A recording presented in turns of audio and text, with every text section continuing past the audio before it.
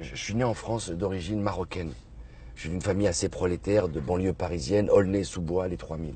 J'écoutais pas trop de variété française, j'avais d'autres héros, d'autres vedettes, tu vois. Il y avait d'autres marques qui me touchaient, de vêtements, il y avait d'autres cultures, il y avait tout ça en fait, tu vois. Et on a grandi et le temps est passé. Le moteur, c'est de me dire et de dire à toutes ces générations, à toute la France plurielle, puisque je suis issu de cette France d'immigration, de se dire il est où ces grands principes républicains d'égalité des chances?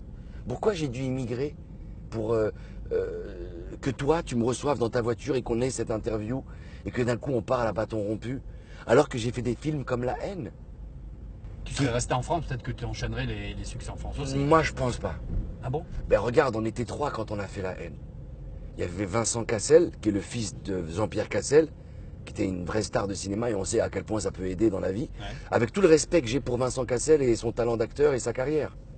Le deuxième? C'est pas les mêmes départs. Le deuxième, c'était Hubert Koundé, qui lui est d'origine, je crois, béninoise. Et après, il y a moi, qui est d'origine marocaine et qui vient vraiment de citer.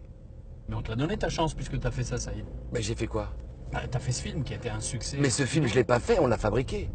On en a à la base. Oui, mais donc, une je fois veux qu'on dire, a t'as donné présenté ta l'effort, chance. une fois que tu présentes l'effort au public, tu te dis, tiens, ben, peut-être que je vais faire partie du paysage français, même pas cinématographique français, de ce qu'on voit dans la rue. C'est-à-dire qu'il y a des Français aujourd'hui qui s'appellent Saïd, Mohamed, Mamadou, et qui sont autant français que toi, Alexandre. Mais on veut nous intégrer. On dit qu'il faut qu'on s'intègre à 100%, mais on ne considère qu'à 30%. Moi, derrière ça, j'ai pas eu de proposition digne d'un acteur qui avait fait un succès au cinéma et qui parlait de la réalité sociale française avec une grande vérité et une grande honnêteté. T'es sûr de ça? Mais j'en suis archi convaincu. C'est beaucoup de copinage. Ou alors il faut être un guignol de service, tu vois. Ou alors il faut être le black préféré des Français. Ça veut dire quoi ça, le black préféré des Français? Ça veut dire quoi, sincèrement? Tu penses à qui quand tu dis ça? Tu vois, À Omar après- Sy? non mais alors il y a Omar Sy, mais avant ça il y a un autre, et puis il y en aura un autre et un autre. Pourquoi c'est pas tout le monde qui aurait sa chance? Pourquoi on peut pas être juste Omar Sharif et être un acteur qui vend du glamour, du rêve comme tout le monde? Pourquoi il faut une forme d'handicap en permanence? Je pense que le talent il a pas de forme, quoi, il a pas de couleur, il a pas d'origine. Et puis en plus on est dans l'égalité des chances, non, dans cette diversité. Il est temps de poser tout sur la table et d'arrêter cette hypocrisie. Même dans le football, qui est un sport de qualité, de compétence. Il y avait à un moment donné avec Laurent Blanc, il y avait une histoire de quotas, de machin, de trucs. Et t'as Moi, ce qui l'impression m'attriste le plus, c'est que Vas-y. c'est les petites, c'est dommage. Parce qu'en fait, les gens, ils ont compris que maintenant, tu vois, il y a des avions, il y a le net, regarde ce que j'ai été capable de faire moi à mon petit niveau. Tu vois, pour ma petite vie personnelle. Donc l'idée, c'est d'ouvrir la porte et de se dire, quand est-ce qu'il y aura... Mais j'aurais adoré le faire en France. Est-ce que tu es en train de m'expliquer qu'aujourd'hui, parce que tu t'appelles Saïd, le cinéma français te tourne le dos? On n'a rien à foutre de ton succès? Sincèrement, je fais pas ça par rapport au cinéma français ou pas au cinéma français. Mets-toi à ma place. Je pars d'un film quand même, j'ai eu la chance, vraiment la chance, je pèse mes mots, de faire ce film extraordinaire, qui a touché plus de 2-3 générations, qui est devenu presque culte pour... Et pas que en France, Tu parles de quoi? De la haine? ouais, de La Haine. Et pas que en France, dans tous les ghettos du monde, ce film est devenu un film de référence. Vincent Cassel, il fait des films en France. Ah oui, beaucoup. Pourquoi j'en fais pas? Parce que tu habites Los Angeles. Non. Pourquoi je suis parti à Los Angeles? Parce que j'en faisais pas. J'allais faire quoi? J'allais attendre que le temps passe et que ma vie passe et que mes meilleures années passent. Mais non, t'as vu, moi je suis un sportif en plus, tu sais, j'aime bien la boxe. Tu peux pas mettre un grand boxeur en prison pendant 3 ans alors qu'il est dans la fleur de l'âge. C'est là où il a ses meilleurs combats à donner. Donc j'ai été apprendre une langue et une autre culture et j'ai été recommencer tout à zéro. Saïd, est-ce qu'aujourd'hui, on te propose toujours rien? Non. Non, non, non, il y a beaucoup de propositions, même en France, pour te dire la vérité. C'est Mais peut-être toi qui refuses, alors. après, il y a une réalité. J'ai toujours cette sensibilité et je vais faire 2-3 trucs. Mais j'attends de faire les bons trucs.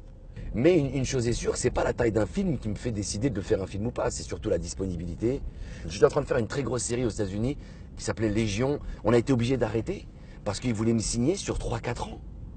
Et que moi, aujourd'hui, je ne peux pas me permettre de rester bloqué sur 3-4 ans après d'avoir construit tout ce que j'ai construit, que c'est maintenant que ça va devenir intéressant. J'ai tout le temps, je suis encore un saltimbanque.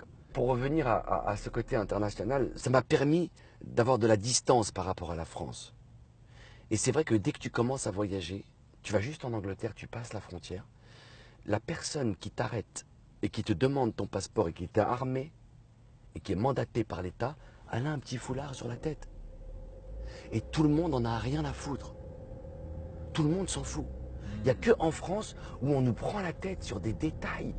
Mais c'est presque viscéral, quoi. Ça en devient presque personnel, quoi. Tu te dis, mais vous avez rien d'autre à faire. Mais qu'est-ce qu'on en a rien à foutre que tu manges halal, cachère, que tu portes un voile, ou que tu mets même une plume dans ton cul si tu veux. Et que tu ressembles à un oiseau exotique si tu veux. Tant que tu n'obliges personne à le faire. Voilà, moi c'est comme ça que j'ai grandi. Et aujourd'hui, malgré ça, sous couvert de mauvaises intentions politiques, de médiocrité, non, c'est médiocre. Alors on essaie de diviser les gens. Et pendant ce temps-là, le monde avance. Et nous, on est là à contempler l'opéra. Qu'est-ce que j'aimerais retourner à cette époque, à l'époque où la France avait ce genre d'ambition, hein, d'être le phare du monde et de construire des choses comme ça encore intemporelles. Heureusement, heureusement que Dieu merci qu'on a encore cet héritage culturel, architectural, J'ai littéraire. l'impression que tu lui en veux à la France. Attention, attention, attention. Et en même temps, il faut savoir qu'il n'y a plus de Victor Hugo en France depuis longtemps. Ça fait très longtemps qu'on n'a plus produit de grands Victor Hugo. Hein. Et le pire, c'est que les trois quarts des jeunes, ils sont persuadés que Victor Hugo est une station de métro.